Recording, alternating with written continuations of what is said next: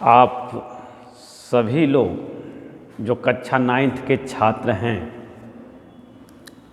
अब किस क्लास में क्या पढ़ाया जा रहा है ये तो मुझे नहीं पता, लेकिन चूँकि 9th A में जो मैं जहाँ छोड़ के गया था वहीं से शुरू किया जाएगा टॉपिक।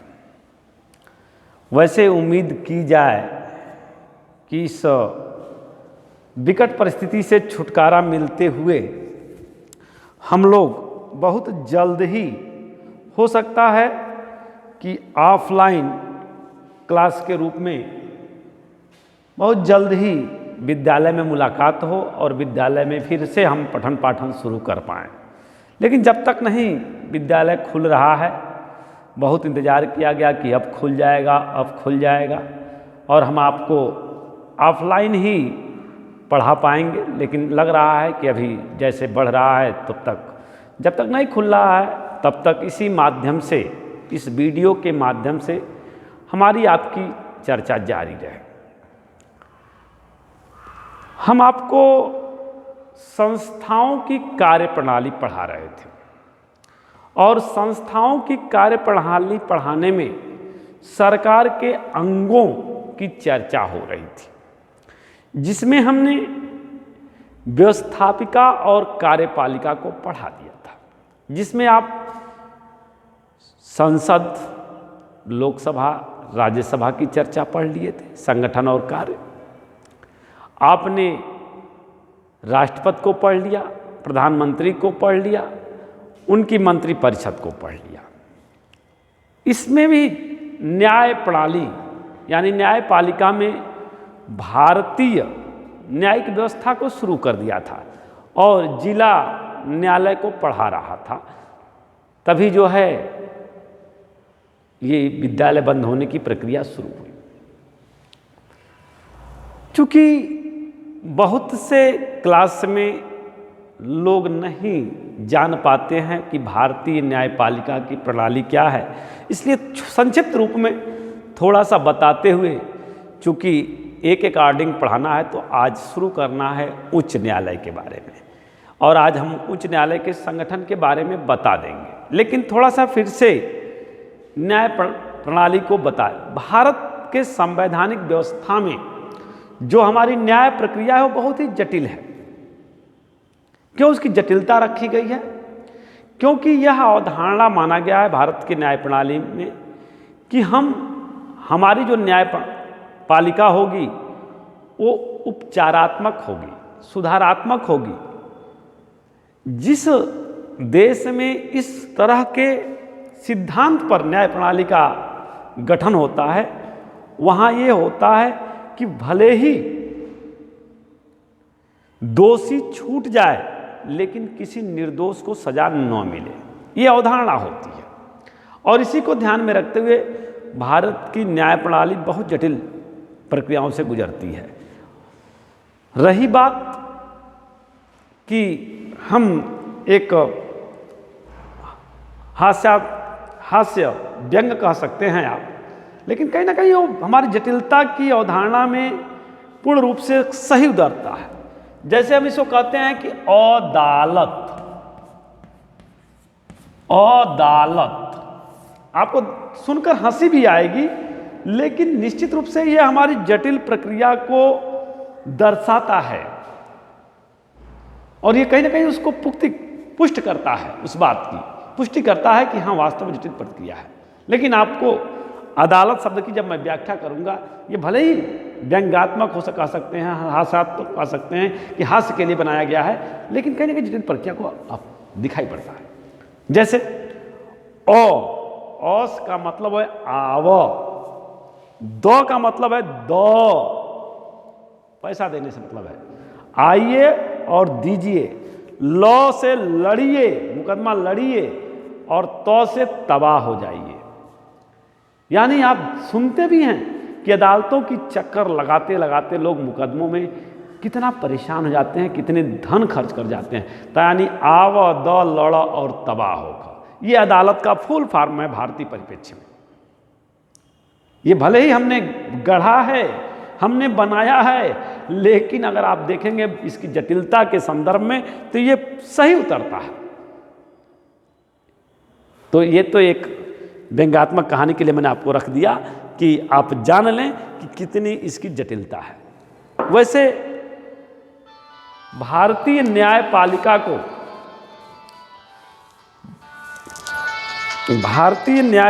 को जो है स्वतंत्र रखा गया है। वो कार्यपालिका और व्यवस्थापिका से नियंत्रित नहीं है। इसलिए और न ही केंद्र और राज्य सरकार में अलग अलग न्यायपालिका है। पूरे संपूर्ण भारत के लिए एकीकृत न्यायपालिका की व्यवस्था की गई है। ये सारी बातें हो चुकी हैं, लेकिन चूंकि नए क्लासों में अगर ये वीडियो जाएगा तो लोग समझ पाएँ, इसलिए मैं दोहरा रहा हूँ। और न्याय प्रभावित न हो इसलिए स्वतंत्र न्यायपालिका रखी गई है। उसमें बहुत से प्रावधान है संवैधानिक, इस पर चर्चा करूंगा तो बहुत लंबा जाएगा। अब चलिए, आप जानते हैं कि इस एकीकृत व्यवस्था में जो न्यायिक व्यवस्था है वो इस पिरामिड के आधार पर एक संरचना बनाया जाए तो इस पिरामिड की तरह जो है वो बनता दिखाई पड़ेगा आपको, जिसमें सबसे नीचे होगा जिला न्यायालय, यहाँ होगा जिला न्यायालय,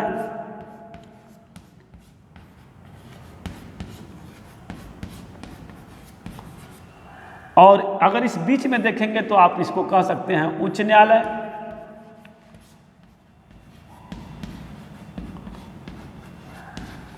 और शिखर पर होगा सर्वोच्च न्यायालय या उच्चतम न्यायालय।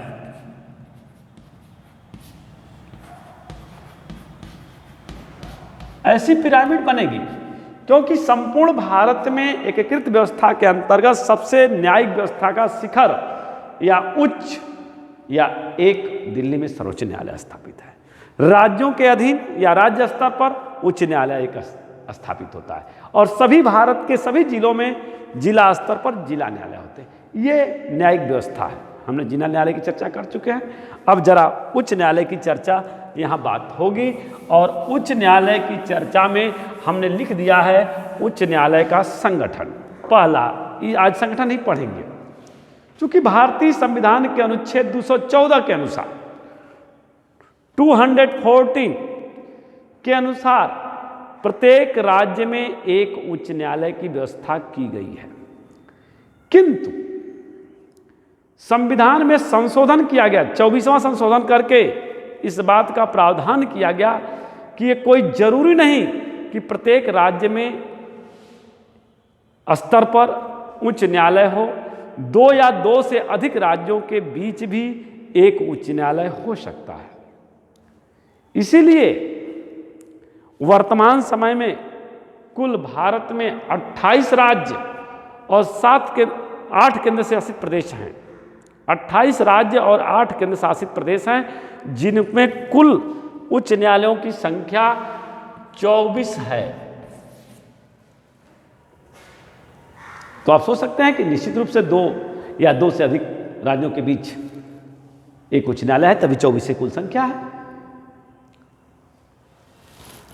आपको यह भी जानकारी होगी कि हम लोग उत्तर प्रदेश में रहते हैं, तो उत्तर प्रदेश में रहने के नाते उत्तर प्रदेश का जो उच्च न्यायालय स्थापित किया गया है वो है प्रयागराज में। क्योंकि उत्तर प्रदेश जनसंख्या के दृष्टिकोण से सबसे बड़ा राज्य है, भारत का प्रथम राज्य है जनसंख्या के दृष्टिकोण से, इसलिए यहाँ वाद विवाद भी ज़्यादा है, इसलिए यहाँ मुकदमे भी ज़्यादा हैं। इसको दृष्टिकोण रखते हुए बड़ा राज्य भी है, इसको देखते हुए इसकी एक अतिरिक्त खंडपीठ लखनऊ में भी स्थापित की गई है।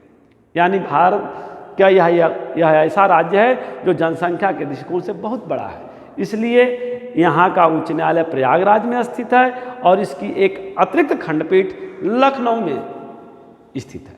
अब चलिए जरा न्यायाधीशों की संख्या पढ़ें। पहला हेडिंग इसके अंतर्गत न्यायाधीशों की संख्या,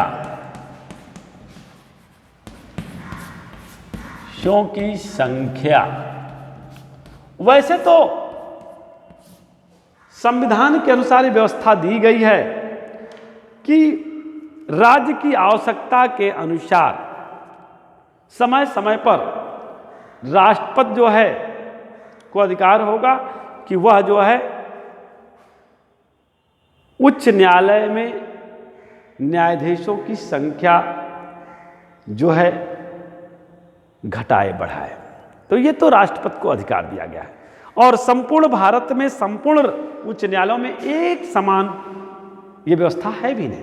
क्यों नहीं है? क्योंकि कोई राज्य छोटा है, कोई राज्य बड़ा है, जनसंख्या जिसकी अधिक है वहाँ जहाँ वाद विवाद अधिक हैं वहाँ अधिक न्यायाधीश होते हैं। वैसे हम हर प्रदेश की चर्चा तो नहीं कर पाएंगे, लेकिन हम उत्तर प्रदेश के निवासी हैं, तो जो हमारे यहाँ वर्तमान में सृजित न्यायाधीशों की संख्या है कुल, वो है 160। 160 पद सृजित किए गए हैं वर्तमान समय में, जिसका स्ट्रक्चर है 120/40, यानी 120 अस्थाई न्यायाधीश होंगे और 40 अस्थाई न्यायाधीश होंगे। वो कार्य के अधिकता के अनुसार नियुक्त किए जा सकते हैं, नहीं भी किए जा सकते हैं, ये है। लेकिन ये सही बात भी है, इसमें कोई वो नहीं है कि कभी भी अस्थाई संख्या ही पूरी नहीं हो पाती, रिक्त रहती है हमेशा। न्यायाधीशों की जो सृजित संख्या वही नहीं भर पाती, तो अतिरिक्त की तो बातें छोड़। तो ये तो बात रही न्यायाधीशों की संख्या में। अब न्यायाधीशों की नियुक्ति आती है दूसरी हेडिंग, कि न्यायाधीशों की नियुक्ति। दूसरा हेडिंग आता है कि न्यायाधीशों की नियुक्ति कैसे होती है।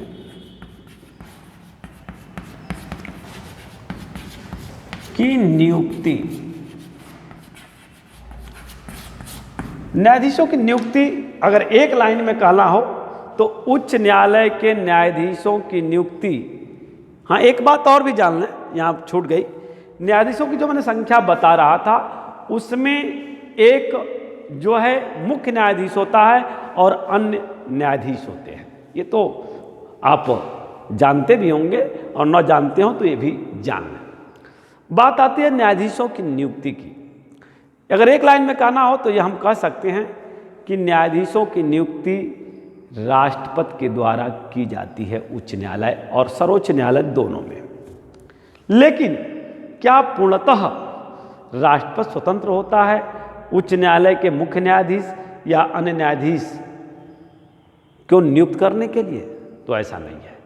उस राज्य के राज्यपाल का परामर्श और सर्वोच्च न्यायालय के मुख्य न्यायाधीश का परामर्श लेना पड़ता है, जो है अगर मुख्य न्यायाधीश की नियुक्ति कर रहे हैं तो। और अन्य न्यायाधीशों की नियुक्ति कर रहे हैं तो उसमें जो है उच्चतम न्यायालय के मुख्य न्यायाधीश, राज्यपाल और उस राज्य के जो उच्च न्यायालय का मुख्य न्यायाधीश है उससे परामर्श लेकर ही न्यायाधीशों की नियुक्ति की जाती है। एक बात और है कि यह नियुक्ति जो होती है वो विशेष रूप से यह क्यों इस तरह का पैनल बनाया गया है, उसका एक कारण है कि न्यायपालिका की जो निष्पक्षता है वो बनी रहे, कहीं कार्यपालिका पूर्णतः उस पर हावी न हो, इसलिए इस तरह का पैनल बनाया गया है नियुक्ति करने में। लेकिन अगर एक लाइन में न भी आपको याद पड़े तो आप इतना तो कह सकते हैं कि उच्च न्यायालय के चाहे मुख्य न्यायाधीश हो चाहे अन्य न्यायाधीश हो, उनकी नियुक्ति कौन करता है? राष्ट्रपति करता है। बात हमने समझा दिया कि मुख्य न्यायाधीश की जब नियुक्ति होती है तो राज्य का राज्यपाल और सर्वोच्च न्यायालय का मुख्य न्यायाधीश पैनल में होता है, और जब अन्य न्यायाधीशों की नियुक्ति होती है तो सर्वोच्च न्यायालय का मुख्य न्यायाधीश, राज्यपाल और उस राज्य के उच्च न्यायालय का मुख्य न्यायाधीश भी उस पैनल में होता है राष्ट्रपति के साथ, उनके परामर्श से वो करता है। अब आइए, जो भी व्यक्ति न्यायाधीश बनेगा क्या उसकी कोई योग्यता भी होगी? तो न्यायाधीशों के लिए क्या योग्यताएं होनी चाहिए कि या जिसे मन आप उसे योग्यताएं। अब ये योग्यताएं तो नहीं बताएंगे, जो कॉमन योग्यताएं होती हैं वो आप जानते हैं कि वो भारत का नागरिक हो, पागल या दिवालिया ना हो, वह किसी सरकारी लाभ के पद पर ना हो, वह किसी अपराध के लिए सक्षम न्यायालय द्वारा दंडित न किया गया हो। ये आप पहले से जानते हैं कि कॉमन, ये किसी भी भारत के संवैधानिक पद को धारण करने के लिए ये कॉमन चारों योग्यताएं होनी चाहिए। लेकिन यहाँ चूंकि आपको उच्च न्यायालय का न्यायाधीश बनना है तो पहली योग्यता कि आपकी उम्र जो है 62 वर्ष से कम हो। 62 वर्ष से कम हो, अधिक नहीं होनी चाहिए। क्यों? क्योंकि 62 वर्ष की उम्र में उच्च न्यायालय का न्यायाधीश अवकाश प्राप्त करता है। इसलिए इससे जब आपकी उम्र कम होगी तभी आप न्यायाधीश बन पाएंगे। तो पहली बात तो ये कि 62 वर्ष से अधिक आयु न हो, उससे कम हो। दूसरा, वह जो है किसी भी भारत के जो है न्यायालयों में कम से कम, दूसरी जो उसकी योग्यता है, 10 वर्ष का अधिवक्ता का कार्य किया हो, यानी वकील रहा हो, 10 वर्षों तक न्यायालय में वो अधिवक्ता रहा हो, उच्च न्यायालय और सर्वोच्च न्यायालय के संबंध में है ये, तब तो हो सकता है। या इसमें अगर इसको नहीं पूरा करता तो वो 10 वर्ष तक अधीनस्थ न्यायालय यानी जिला न्यायालय में 10 वर्षों का न्यायिक कार्य किया हो। न्यायिक कार्य का मतलब होता है न्यायाधीश पद पर आसीन रहा।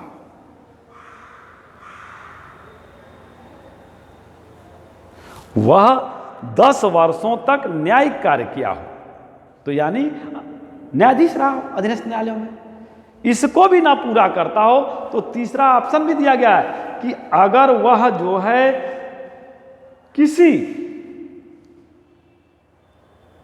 विधि वेत्ता है किसी भी दृष्टिकोण से और राष्ट्रपति को लगता है कि वह विधि का ज्ञाता है, कानून का बहुत बड़ा जानकार है, तो राष्ट्रपति उसे तब भी जो है उस पद पर बैठा सकता है और बाकी अन्य शर्तों को भी वो पूरा करता हो संविधान के अनुसार, तब तो वह जो है, तो ये मुख्य ये, बाकी तो आप याद करेंगे कि वह जो है कम से कम 10 वर्षों का अधिवक्ता का उसे अनुभव हो, या तो 10 वर्ष उसे न्यायाधीश अधीनस्थ न्यायालय में न्यायाधीश के कार्य का अनुभव हो, या तो वो राष्ट्रपति की नज़र में विशेष कानून का जानकार हो।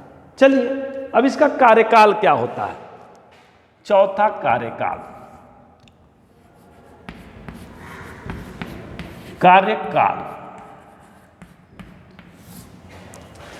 कार्यकाल जो है,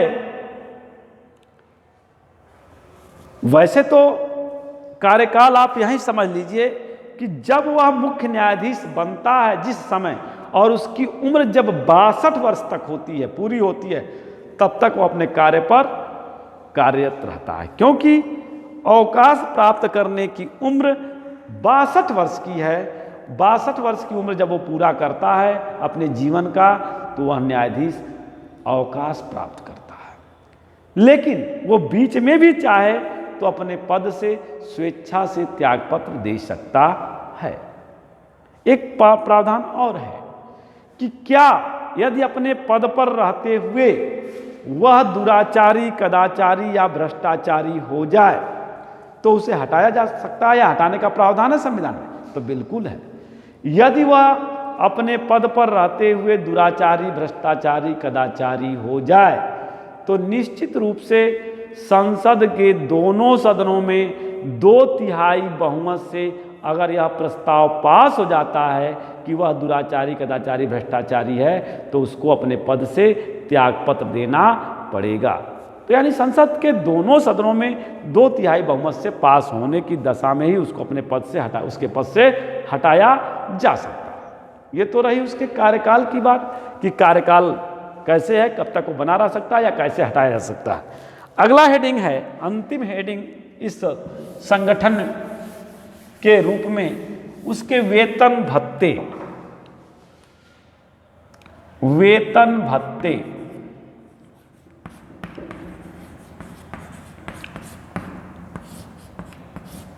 आप जान लें कि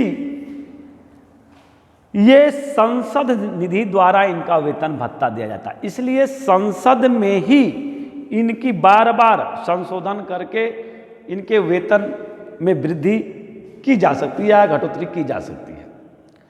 जबकि ये आपको लगता होगा कि राज्य स्तर पर काम करते हैं तो राज्य की निधि से इनको पैसा मिला, नहीं, इनको संसद निधि से पैसा दिया जाता है। इसलिए इनके वेतन के संबंध में जो भी अधिकार प्राप्त है वो संसद को है घटाने बढ़ाने का।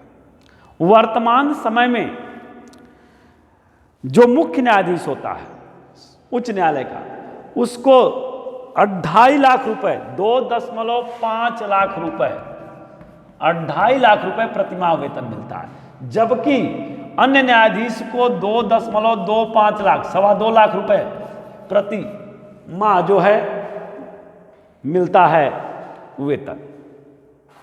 आप वर्तमान समय का मैं बता रहा हूं, बहुत बार इसमें परिवर्तन हो चुका है।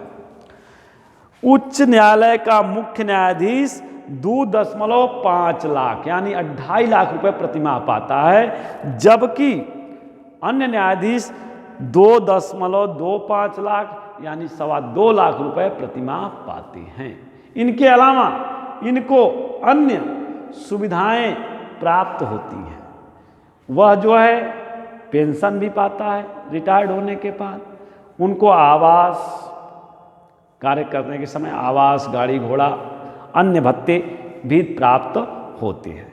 तो ये तो रहा उच्च न्यायालय के संगठन के बारे में। अब हम अगले वीडियो में जब बात करेंगे आपसे तो बताएंगे कि उच्च न्यायालय का क्षेत्राधिकार क्या है या उसकी शक्तियां क्या हैं, इसको जानेंगे। इसको पढ़ के आप समझकर इसकी जो मुख्य बातें हैं सब याद करने की, क्योंकि इसमें आप बनाकर कुछ भी लिख नहीं सकते, जो फैक्ट है वही आपको लिखना पड़ेगा। इसलिए सब्जेक्ट कठिन माना जाता है। बार बार आप समझाया जाता है क्लास में कि सिविक्स, राजनीति विज्ञान अपने आप में कठिन सब्जेक्ट है, क्योंकि इसमें कुछ बना के आप नहीं लिख सकते। अगर संवैधानिक जो बातें हैं, जो प्रावधान हैं, उनको आप फैक्ट एकदम बिल्कुल सही लिखेंगे तभी उसका आंसर सही माना जाएगा। इसलिए इसको याद कर लेंगे, लिखकर, वीडियो को देखकर इसको समझने की कोशिश, क्योंकि इसी के आधार पर प्रश्न बनेंगे और आपको उत्तर देना होगा। तो ठीक है, जब तक विद्यालय नहीं खुलेगा रहा है तब तक इस वीडियो के माध्यम से आप पढ़ते रहेंगे। आज ये पहला वीडियो आपके पास जा रहा है, फिर आगे इसके कड़ी में अगला इसका जो क्षेत्राधिकार या शक्तियों का वीडियो होगा वह कल या परसों आपको पुनः मिलेगा। तब तक के लिए धन्यवाद।